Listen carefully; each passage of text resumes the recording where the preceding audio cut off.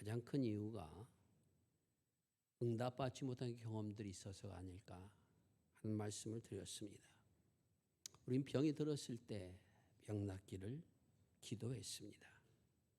사업이 어려울 때는 사업을 일으켜달라고 간절하게 부르짖기도 했습니다. 자녀들이 속을 썩일 때는 저 자녀의 마음을 바로 잡아달라고 하나님 앞에 눈물로 호소하기도 했습니다. 그런데도 병은 빨리 낫지 않았습니다. 사업은 현 상태를 유지하기가 힘들어서 아침에 출근하는 것이 두렵기도 합니다. 여전히 자녀는 삐딱합니다. 기도를 드렸는데 무엇 하나 내가 원하는 대로 이루어진 것이 없다는 생각이 듭니다. 그러면서 나는 왜 굳이 기도를 드려야 하는가 하는 생각이 들기도 합니다. 우리 언제부턴가 어떤 문제가 생겼을 때 하나님 앞에 기도하기보다는 세상적인 방법을 동원하는 나 자신의 모습을 발견하곤 합니다. 그리고 한편도 이렇게 생각합니다. 내가 이렇게 기도하지 않고 살아도 되는 것인가? 내가 하나님의 자녀요, 하나님 믿는 사람이라고 하는데 내 기도 시간은 왜 이렇게 점점 더 없어지는 것이 아닌가? 이러한 두려움을 가져보기도 합니다. 여러분에게 한번 질문을 던져보겠습니다. 우리의 기도가 응답되지 않는 이유가, 그 원인이 하나님께 있습니까? 혹은 내게 있습니까? 하나님께 있다고 얘기하고 답변하다 보게 되면 뭔가 불경스럽게 보이고, 내게 있다고 답변하려고 하니까 내게 별로 그렇게 문제가 있는 것 같지는 않습니다. 그저 어렵고 힘들 때 도와달라는 기도 드린 건데 그것이 뭐 잘못됐다 이런 생각이 별로 들지 않는다는 것입니다. 물론 내가 죄를 지었거나 많은 허물을 가졌거나 하나님 앞에 잘못된 것이 보여질 때 용서를 구할 때는 하나님 앞에 나 잘못했습니다, 용서하여 주옵소서라고 그렇게 기도할 수 있지만은 그 외에 간구하는 기도들은 별로 잘못된 것이 없다는 생각이 들기도 하는 것이 우리의 모습입니다.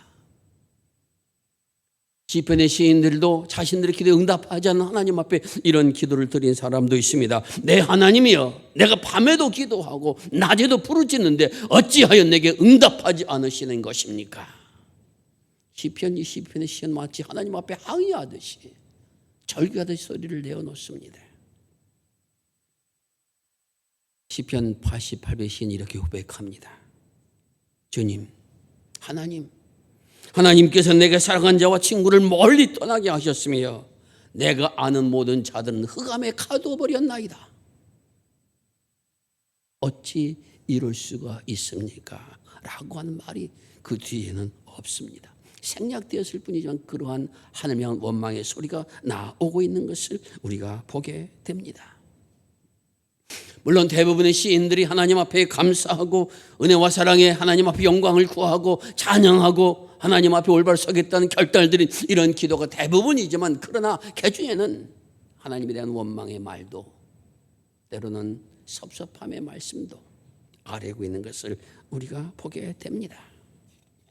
다시 한번 질문을 던져봅니다. 그렇다면 나의 기도가 응답되지 않은 그런 이유가, 그 원인이 과연 내게 있는 것인가 아니면 하나님께 있는 것인가? 여기서 우리가 생각해야 될 것은, 내가 만약 하나님께 원인이 있다라고 생각하게 되면 하나님께서 그것을 생각과 뜻을 바꾸실까 하는 겁니다. 우리는 하나님을 고백할 때 하나님은 영원불면하시며 무소불위하시며 천지천능하신 분이시며 온 세상 만물을 창조하시고 한치의 오차도 없이 운행하시는 그러한 분이시며 틀림이 없으신 분이시라고 고백하고 있습니다. 그러한 고백에는 하나님 행하신 모든 일들은 완벽하다라고 하는 고백이 담겨 있는 겁니다. 그런 하나님 앞에 내가 기도해드려도 응답되지 않으시는 것은 하나님께 나를 사랑하지 않은 것이니까, 하나님 나를 기억하지 않으시는 거니까 하나님 그것을 고쳐서 뜻을 바꾸어서 내 기도에 응답해 주옵소서. 그렇게 할 수 있겠는가라는 것입니다. 우리는 아무리 간절하게 구하여도, 아무리 끈질기게 구하여도 하나님의 세우신 뜻을 우리가 스스로 바꿀 수는 없다라는 겁니다. 우리의 생각과 우리의 뜻은 부족하고 하나님의 뜻은 온전하기 때문에 그렇습니다. 그럼 여러분, 기도 응답하지 않을 때 우리가 무엇을 생각해야 됩니까? 나 자신을 봐야 되는 겁니다. 하나님 앞에 이렇게 기도를 내 자신이 과연 하나님 앞에 올바른 기도를 드리고 있는가, 내 자신을 성찰해 봐야 된다는 것입니다. 내가 하나님의 응답받지 못할 그러한 모든 삶의 문제가 있는 것은 아닌가, 내 불신앙적인 요소가 있는 것이 아닌가, 의심의 문제가 있는 것은 아닌가, 내 스스로를 돌아볼 수 있어야 된다는 것입니다. 그리고 나서 내 자신이 먼저 하나님 안에서 나를 바꿔나가는 그러한 노력들이, 그러한 결단들이 우리에게 있어야 된다는 것입니다. 오늘 유다서의 말씀을 통해서 어떻게 우리가 하나님께 믿음의 결단을 드리며 응답받는 기도로 나아갈 것인가를 생각하고 내받는 그러한 시간이 될 수 있기를 바랍니다. 오늘 17절에서 이렇게 말씀합니다. 사랑하는 자들아, 너희는 우리 주 예수 그리스도의 사도들이 미리 한 말을 기억하라. 사도들이 미리 한 말을 기억하라 라고 하는 그 말씀 앞에 그러므로라고 하는 것은 그 앞에 문장들을 전체를 받는 그런 겁니다. 무엇을 기억하라는 것입니까? 그 앞에 문장 줄여서 말한다면 마지막 때가 되었을 때는 하나님의 은혜를 방탕한 것으로 바꾸고 예수 그리스도를 불신하는 그러한 원망과 불평을 쏟아내며 정욕을 따라 이익을 행하며 아첨하는 무리들이 교회에 들어올 것이라고 예고한 말씀을, 미리 너희에게 예고한 말씀을 기억하라라는 것입니다. 다시 말씀드리면 유다서의 이야기는 교회 안에 교회를 무너뜨리고자 가만히 들어온 사람들이 있다, 그들을 기억하는, 그들을 보아서 그들이 들어올 것이라고 얘기했던, 미리 알려주었던 그 가르침들을 기억하라는 말씀입니다. 그들은 어떠한 사람들인가? 18절에서 이렇게 말씀합니다. 그들은 너에게 말하기를 마지막 때에 자기의 경건치 않은 정욕대로 행하며 조롱하는 자들이 있으리라 하였더니, 자기의 정욕대로 행하며 조롱하는 자들이 있을 것이라고 했는데 그들이 들어와서 성도들을 훈련시키며 우리의 믿음을 유혹하며 하나님의 산을 떠나게 하는 그런 일들이 교회 안에 일어난다라는 것입니다. 마지막 때라고 하는 것은 이 편지가 쓰여진 때만이 아니라 오늘 이 시대도 우리가 마지막 때라는 고백을 하고 있습니다. 이때는 어느 때냐? 더 이상 하나님을 두려워하지 않는 그런 세상이 되었다는 겁니다. 자기 마음대로, 자기의 욕심대로, 자기 원하는 대로 세상을 살아가는 사람이 점점 늘어나는 그런 세상이 되었음을 기억하라는 것입니다. 이렇게 우리가 경고하고 있는 것은, 그렇다면 이러한 세상 속에서 너희들도 그러한 세상과 똑같이 살아갈 수 있겠느냐? 그럴 수는 없다라는 것입니다. 더구나 그들은 그리스도를 믿는 사람들을 조롱하는 사람들이라 말합니다.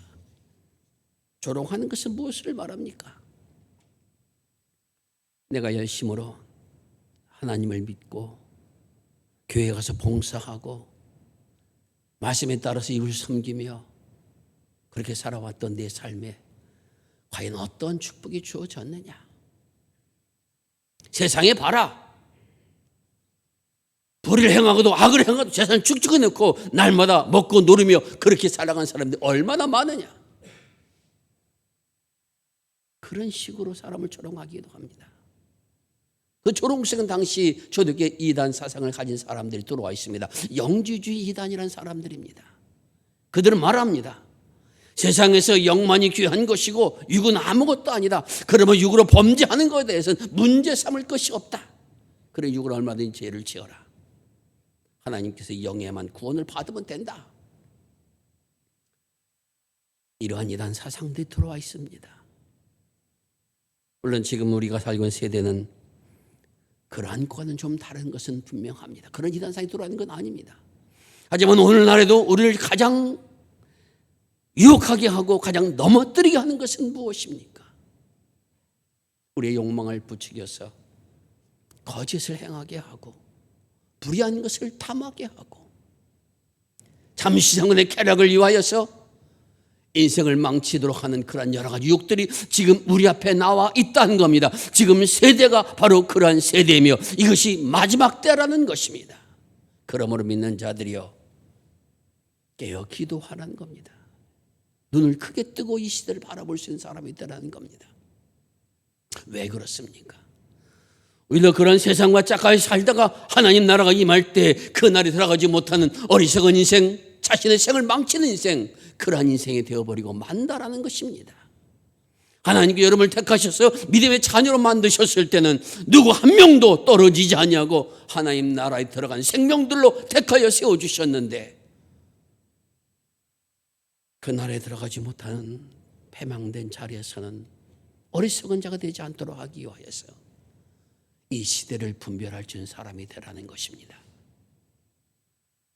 그럼 어떻게 살아가야 될 것인가? 바로 그 20절과 21절 이렇게 말씀하고 있습니다. 사랑하는 자들아, 너희는 지극히 거룩한 믿음 위에 자신을 세우며 성령으로 기도하라. 하나님의 사랑 안에서 자신을 지키며 영생에 이르도록 우리 주 예수 그리스도의 국류를 기다리라. 이렇게 말씀하여 주고 계십니다. 지극히 거룩한 믿음 위에 너 자신을 세우라는 것입니다. 성령 안에서 기도하라는 겁니다. 성령으로 기도하라고 되어 있지만 성령 안에서 기도하라는 말이 더 원문에 가깝습니다. 그리고 사랑 안에 자신을 지키라 말씀하여 주고 계십니다. 네 번째는 예수 그리스도의 국류를 기다리라 이렇게 말씀하여 주고 계십니다. 먼저 지극히 거룩한 믿음 위에 자신을 세우라는 것은 무엇을 말씀하여 주고 있습니까? 이 세운다는 말은 집을 벽돌을 쌓아서 지어가듯이 그렇게 건축한다는 의미가 담겨 있습니다. 믿음의 집을 세워간 사람이 그리스도인이라는 겁니다. 거룩하게 그것을 세워나간다는 그 의미는 무엇이냐면 바로 믿음의 사람들은 구별된 사람들인데 어떻게 구별되는가? 하나님의 영광을 위하여, 하나님의 거룩함을 위하여, 하나님의 이름을 높이기 위하여, 하나님의 뜻을 위하여 우리는 하나님 앞에서 하나님께 떼뿌리 떼어서 만들어 주신 그런 사람들임을 기억하라는 겁니다. 먼저 그것을 알아야 됩니다. 내가 세상적으로는 좀 잘난 사람들 비해서 못난 사람일 수 있습니다. 가진 것이 적을 수도 있습니다. 능력이 적을 수도 있습니다. 하지만 주님은 그렇게 보지 않습니다. 내가 너를 택하여 불렀을 때는 나의 영광을 위해서 할 수 있는 모든 것을 내가 채워주겠다는 약속과 함께 너를 불렀음을 기억하라는 것입니다. 내 인생을 살아가는 동안 내가 부족해도 아니 그것이 문제가 아니라 하나님께서 나를 부르셨을 때는 하나님의 영광을 위해 살아갈 수 있는 것을 채워주신다는 약속과 함께 부르셨음을 믿는 사람이 되라는 것입니다. 크게 영광 돌려서 남들 보기에 참으로 거대한 그러한 것을 하라는 것이 아닙니다. 내 모습대로, 내 조건대로, 내 능력대로 주님께서는 그것을 받으시고 기뻐하시는 분이시라는 겁니다. 여러분, 어린아이가 자라서 한 5살쯤 됐는데 그 아이가 엄마 생일날 요만한 종에다가 엄마 사랑해요. 날 낳아줘서 고맙습니다. 글씨도 뭐라고 썼는지도 모르는 같은 삐뚤빼뚤 써가지고 가져왔어요. 그것을 보면서 엄마가 이 딴 건 아무 소용이 없다. 그렇게 말한 엄마가 있습니까? 걔 능력에서는, 걔 나이에서는 그런 생각만 하는 것만으로도만 기쁨이 되고 은혜가 되는 겁니다. 하나님께서 능력이 많은 사람 능력이 많은 것을 통해서 영광 돌려나시며 작은 것을 통해서 영광 돌리지만은 그 모든 것을 다 같이 기쁘게 받으시는 분이시라고 하는 사실을 우리가 기억해야 됩니다. 나는 하나님의 거룩함을 따라서 하나님의 영광을 드러낼 수 있도록 주께서 나를 부르셔서 믿음의 사람이 되게 하여 주신 분입니다. 그런 사람이 나입니다 라고 하는 그 존재의식을 우리가 가져야 되는 겁니다. 그 믿음 갖고 그리스도의 가르침을 따라서 나를 세워나가는 것, 이것이 우리가 걸어갈 믿음의 집이며 거룩한 믿음에 자신을 세워가는 것입니다. 신앙생활 오래 하신 분들은 지금까지 70년 동안 그 믿음의 집을 세우셨습니다. 하나님께서 보실 때 참 잘 세워왔다, 그렇게 말씀하실 것이라고 봅니까? 아니면은 하나님 죄송합니다라고 말할 수밖에 그런 자리에 있습니까? 누구도 자신할 사람은 없을 것입니다. 주님께 기뻐 받아주시고 그런 마음 가지고 걸어가게 되면은 하나님께서 그를 기뻐 받아주시고 당신의 품으로 안아주시고 칭찬하여 주시고 긍휼과 사랑을 베풀어 주신 분은 하나님이십니다. 그 사랑이 있기에 우리의 집은 완성될 수 있다고 한 사실을 기억하며 걸어나갈 수 받기를 바랍니다. 두 번째, 주님 말씀하시는 성령 안에서 기도하라는 것입니다. 성령 안에서 기도하라고 하는 그 말씀에 가진 의미는 무엇입니까? 그것은 내가 하나님 앞에 간 건 기도가 하나님의 뜻에 맞는 것인가 아닌가를 한번 살펴볼 줄 아는 사람이 되라는 것입니다. 이런 것을 하기까지는 어떻게 그 뜻을 알 수 있습니까? 제가 계속해서 강조드리는 것은 이것저것 생각하지 말고 무조건 기도해 보십시오. 욕심을 위한 기도든 혹은 자녀를 위한 기도든 어떤 기도든 그냥 하나님 앞에 정기적으로 기도하다 보게 되면 무엇을 깨닫습니까? 우리의 기도를 인도하시는 성령의 역사가 계시다는 겁니다. 성령 안에 기도한다는 것은 우리의 기도를 들으시고 성령께서 우리의 기도를 바른 길로 인도하여 주신다고 하는 약속의 말씀이 그 속에 담겨 있다라는 것입니다. 내가 비록 욕심으로 기도할지라도, 비록 내가 잘못된 그런 기도를 할지라도 주님 안에 있을 때는 성령께서 우리의 마음에 깨달음을 주십니다. 야, 그거는 하나님이 원하시는 것이 아니야. 야, 그거는 주님 기뻐하시는 것이야. 이렇게 알게 하신 역사가 계시다는 겁니다. 그때 그 알게 하시는 것을 따라서 하나님 앞에 기도하는 것, 이것이 바로 성령 안에서 기도하는 것이요, 하나님께서 깨닫게 해주셨다 하지 말라는 것에 대해서는 하나님께서 하지 말라고 했으니 내가 아무리 원해도 이것은 금하게 됩니다. 이러한 것이 어떻게 나옵니까? 기도하는 과정 속에 깨닫게 되어지는 겁니다. 어떻게 하나님의 뜻을 압니까? 하나님, 하늘의 문을 여시고 그 뜻을 내게 알게 하옵소서, 그렇게 되어지는 것이 아닙니다. 기도하고 말씀을 구하고 찾고 두드리는 가운데 성령께서 깨닫게 하신 역사가 계시는 것, 그 계신 역사 안에서 기도하는 것이 바로 우리가 성령을 향해서 기도해 나간다는 뜻입니다. 스펄전 목사님이 이런 말씀을 우리에게 주셨습니다. 10년을 염려하는 것보다 10분을 기도하는 것이 더 좋다. 성령께서는 우리를 위하여 기도문을 작성하시고 성자 예수님께서는 우리를 위하여 기도문을 하나님 앞에 제출하시고 성부 하나님께서는 우리의 기도를 들어주신다. 성삼일째 하나님께서 우리의 기도를 응답해 주시는데 어떤 기도를 못할 이유가 어디 있겠는가? 스펄전 목사님 처음부터 하나님 보시 합당한 기도만 드리는 것이 아닙니다. 주님을 찾아와서 기도하는 가운데 성령께서 내 걸음 인도하시고 내 생각을 하시고 나를 바르게 역사하셔서 이제 하나님 원하신 기도를 들을 수 있기까지 나아가는 그런 은혜의 자리에 서게 하여 주셨다는 것입니다.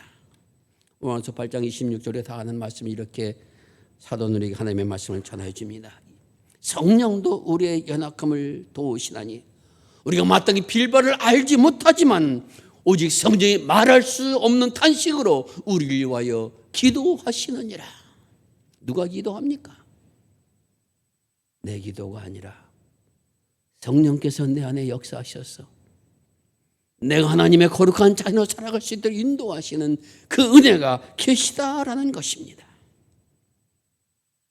성령은 우리의 모든 것, 하나님의 깊은 것까지 통달하시느니라 말씀하여 주고 계십니다. 2월을 기도의 달로 잡았습니다. 여러분이 말씀을 들으면 얼마나 기도의 잘해 나갔습니까? 많은 시간이 중요한 것은 아닙니다. 하나님의 이름을 부르며 나가는 시간을 꼭 가지라는 겁니다. 그 시간이 언제든 관계없습니다.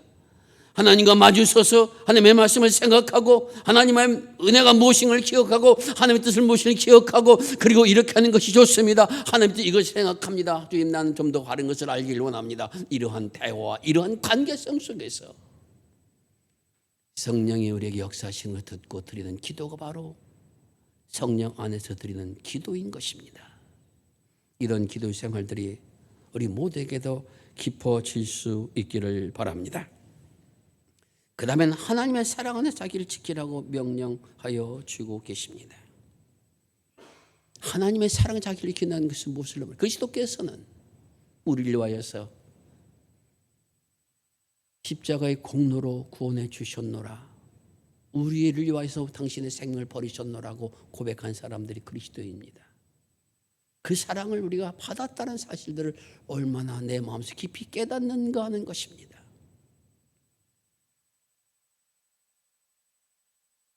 어떤 사람이 가장 강한 사람인가? 그것은 이만기나 이봉을 같은 사람을 뜻하는 육체적으로 강한 사람이 강한 사람이라고 할 수도 있겠지만 가장 강한 사람은 저는 이렇게 생각합니다. 사랑이 많은 사람이 강한 사람입니다. 예수께서는 모든 생명들을 다스리며 안으시는 사랑을 가지셨기에 당신의 생명조차도 아끼지 아니하시고 우리를 위해 버리셨습니다. 이것이 바로 사랑입니다.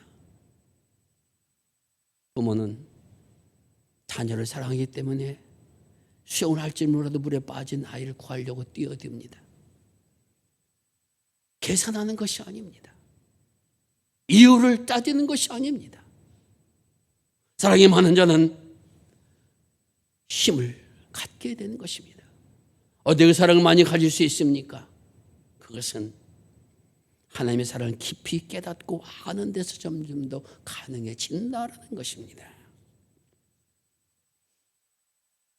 이제 나이가 들면은 여성이고 남성이고 옛날을 생각하면 동창회들을 가지려고 한다고 합니다. 그런데 젊었을 때 동창회는 별 의미가 없지만 나이 들어 동창회는 그래도 옛날 사람들 한 40년, 50년 된 사람들 만나니까 한번 보고 싶기도 합니다. 저는 목사가 되고 나서부터는 동창회 모임 토요일 날 주일 날 모이니까 가본 적이 없어서 초등학교 동창, 고등학교 동창은 다 지금 기억도 나지 않습니다. 근데 동창회 가가지고 별로 잘생기지도 않은 여성이 큰 소리 치고 떠들면은 그 여성은 어떤 여성을 보면 되는지 아십니까? 그 친구는 남편이 많이 사랑하는 친구라고 여기면 틀림이 없습니다. 왜 그러냐? 사랑을 받으면 당당해집니다. 사랑을 받으면 자신 있어집니다. 어딘가 기죽어 있고 걷지 못하는 그러한 자녀를 보면은 내가 그 자녀를 더 사랑하지 못했구나라고 생각할 수 있어야 됩니다. 주님께서는 오늘 우리들에게 그 사랑을 알기를 원합니다. 사랑은 자기를 지키라고 하는 것은 내 사랑을 알라는 겁니다. 내가 너를 택하였고 너의 모든 것을 내가 돌봐주고 있으며 너의 길을 인도하여 주고 있으며 내가 너의 생명이 나의 나라에 오기까지 지켜줄 것을 믿는 사람이 되느냐. 그 믿음을 가지라. 이것이 바로 사랑 안에서 자기를 지켜 나아가는 일입니다.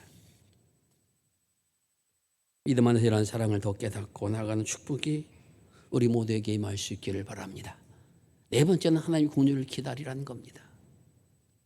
우리가 원하는 때 우리가 뜻한 방법대로 되지 않을 수 있지만 하나님의 긍휼은, 하나님의 자비하심은 언젠간 우리 속에 분명하게 하나님이 정하신 때 내려오신다는 겁니다. 긍휼이란 단어는 자궁이란 단어랑 같은 단어를 쓰고 있습니다. 하나님 우리 국률이 여기신다는 것은 자궁 속에 있는 태아를 엄마가 보호하듯이 그렇게 우리를 보호해 주신다는 단어가 바로 국률이란 단어가 가지고 있는 뜻입니다. 그것을 인내하며 기다릴 수 있는 사람이 되라는 겁니다. 수없이 우리에게 약속해 주셨습니다.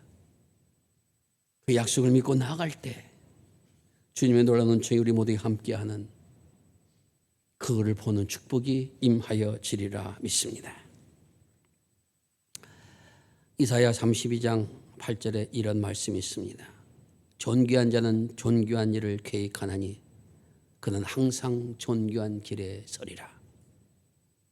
존귀한 자는 존귀한 일을 계획하나니 그는 항상 존귀한 일에 서리라. 그리스도를 믿는 사람은 내가 하나님 앞에 성별되어 택함을 받은 사람이며 하나님의 존귀한 뜻을 위해서 나간 사람이며 계획한 사람이며 그 길에 서는 사람입니다. 이 길을 놓치지 않고 걸어가는 축복이 우리 모두에게 임할 수 있기를 바랍니다. 그리스도인 세상을 내 멋대로 살아가는 사람들이 아니라 하나님의 존귀한 생을 살 수 있도록 택함을 받은 사람들이며 그 아버지의 나라에 오를 수 있도록 주께서 함께 하신 사람들이라는 것입니다. 한 번뿐 인생, 영원한 날에 들어가는 것이 되지 못한다면 그 인생은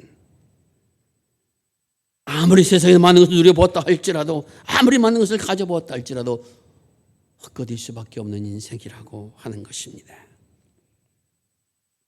하나님께서 주신 명령들 마음에 기억하며 이 길을 걸어가 진실로 존귀한 하나님의 품에 서는 축복이 우리 모두에게 임할 수 있기를 간절히 바랍니다.